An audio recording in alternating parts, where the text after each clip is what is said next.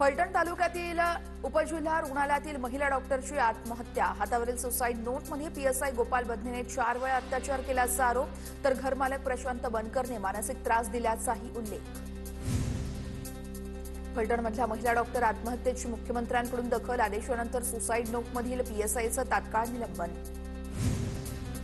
FIR दाखल करण्यासाठी 4 ते 5 तास लावले, राजकीय दबाव असण्याची शक्यता आहे। पीएच्या फोनवरून खासदार बोलायचे, रिपोर्टही बदलायला सांगायचे। महिला डॉक्टर आत्महत्या प्रकरणामध्ये भावाचे गंभीर आरोप। आरोग्य विभागात भ्रष्टाचार, त्रास होत असल्याची डॉक्टर महिलेची नातेवाईकांकडे तक्रार, नातेवाईकांचा आरोप, तर आरोपींना फाशीची शिक्षा देण्याचीही मागणी।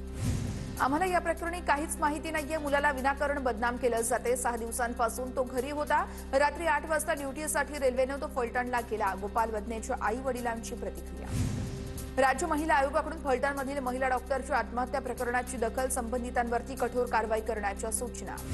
फलटणमधील घटना पूर्ण सातारा जिल्ह्याला बदनाम करणारी आहे, तपासानंतर सर्व काही समोर येईल। महिला डॉक्टर आत्महत्या प्रकरणावरून रामराजे नाईक निंबाळकर यांची प्रतिक्रिया।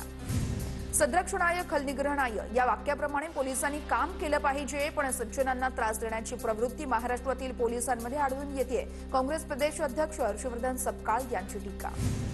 वेळीच दखल घेतली असती तर महिलेनं आत्महत्या केली नसती। डॉक्टर महिला आत्महत्येप्रकरणी तृप्ती देसाईंची आक्रमक प्रतिक्रिया। लाडक्या बहिणींना फक्त योजनेचा हप्ता नको, तर सुरक्षाही द्या, देसाईंची मागणी।